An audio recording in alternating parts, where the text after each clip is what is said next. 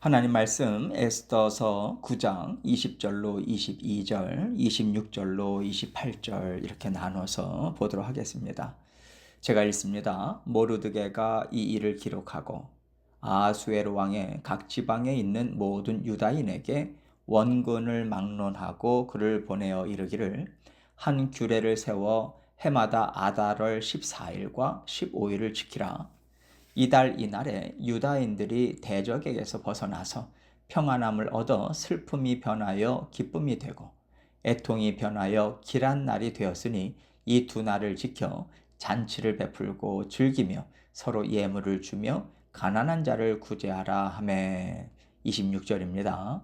무리가 부르의 이름을 따라 이 두 날을 부림이라 하고 유다인의 이 글의 모든 말과 이 일에 보고 당한 것으로 말미암아 뜻을 정하고 자기들과 자손과 자기들과 화합한 자들이 해마다 그 기록하고 정해놓은 때 이 두 날을 이어서 지켜 패하지 아니하기로 작정하고 각 지방 각 읍 각 집에서 대대로 이 두 날을 기념하여 지키되 이 부리미를 유다인 중에서 패하지 않게 하고 그들의 후손들이 계속해서 기념하게 하였더라. 아멘.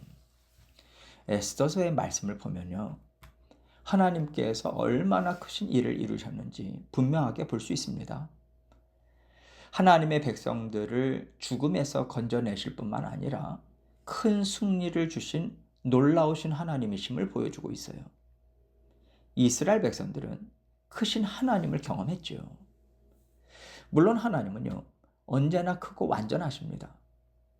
그런데 우리가 놀라운 일들을 통해서 하나님을 아는 것도 중요하지만 하나님께서는 우리 삶의 세세한 부분들, 아주 작은 일들, 또 미처 우리가 깨닫지 못하는 일들까지도 섬세하게 간섭하시고 다스리시면서 우리가 하나님의 뜻을 이루어 갈 수 있도록 돌보고 계세요.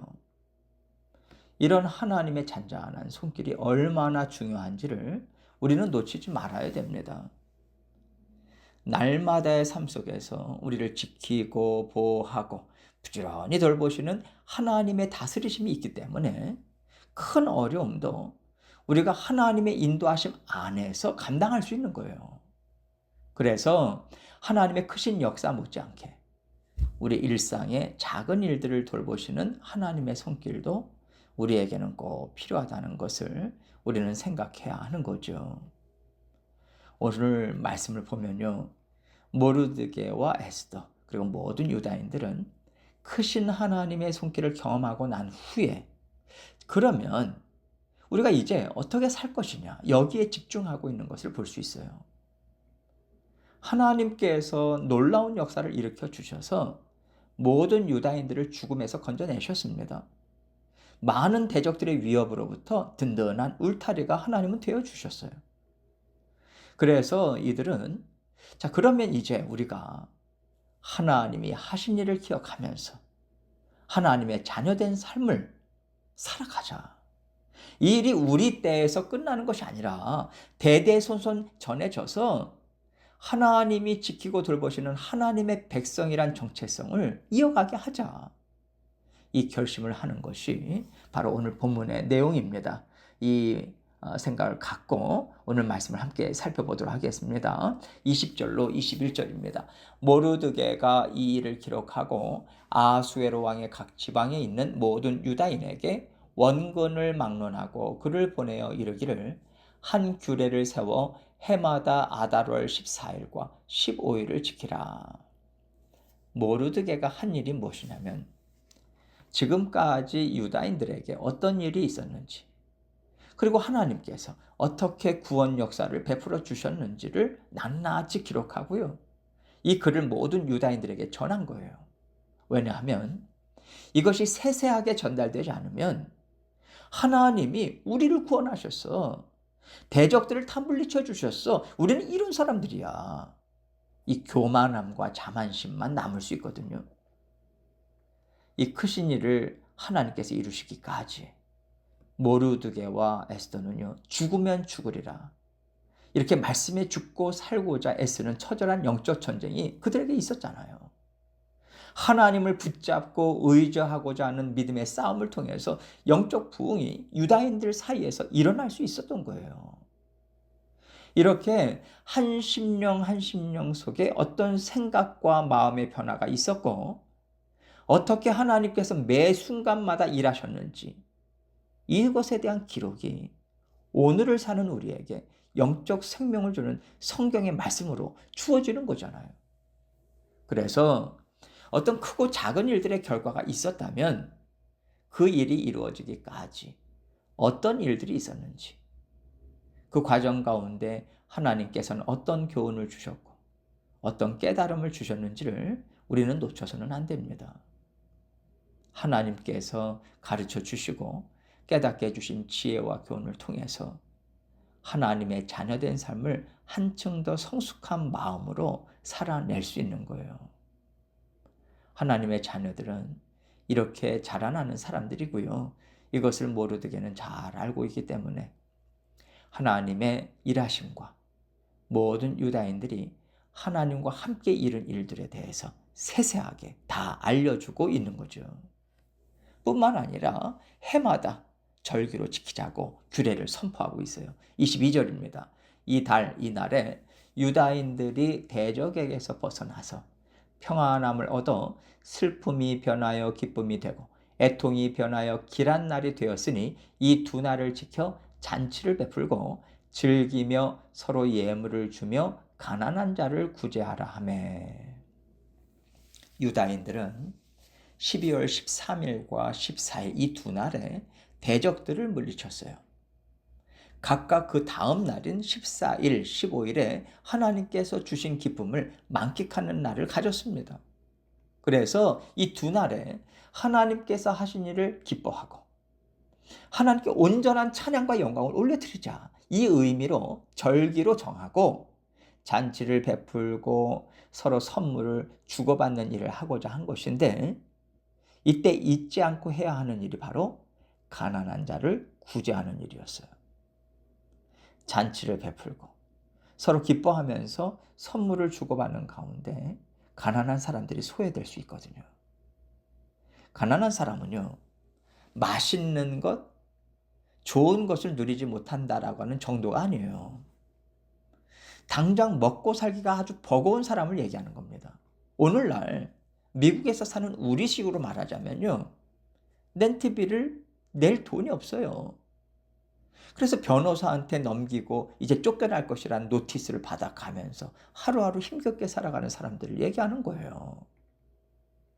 하나님이 하신 일이 기쁘긴 하지만 당장 내일 어떻게 될 것인가에 대한 근심이 있잖아요. 뭐 하나 떳떳하게 선물을 줄 수나 있겠습니까? 또 선물을 받는 것이 그렇게 마음이 편하지도 않아요. 내가 줄 수 없는데 선물을 받는다라고 하는 것도 그렇게 기쁨이 되지는 못할 거란 말입니다. 그렇기 때문에 나라 전체가, 공동체가 기뻐할 때도 가난하고 스스로 해결할 수 없는 일들로 슬퍼하는 심령들을 소외시키지 않고 함께 기뻐하고 함께 하나님께 찬양을 올려드릴 수 있도록 배려하고 돌보는 일을 놓치지 말라는 거예요. 이것이 하나님과 함께 이루어가는 믿음의 공동체의 중요한 정신이라고 생각합니다. 하나님께서 큰 기쁨을 주셨을 때 어떤 특별한 사람들에게만 주신 게 아니거든요. 받을 만한 자격이 있는 사람들에게만 주신 게 아니잖아요. 함께 살아가는 모든 사람들에게 골고루 기쁨이 스며들어가고 채워지기를 원하셔서 큰 역사를 베풀어 주셨다라고 하는 하나님의 심정을 깨달아야만 하나님께 진정한 찬양과 영광을 올려드리는 거 아니겠습니까?